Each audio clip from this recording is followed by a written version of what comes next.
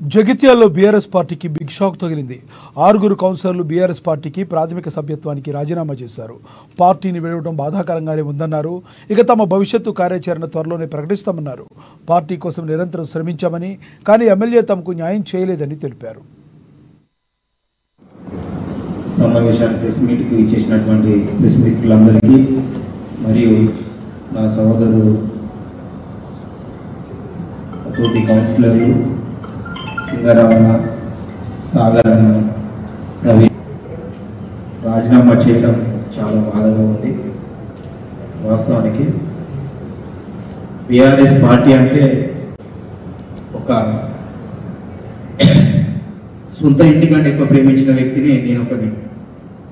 ఎందుకంటే ఇంట్లోకి పోతాను కానీ మనసులో పట్టకపోతున్నా, కానీ పార్టీలో పోతే మనసులో పట్టకపోతున్నాయి.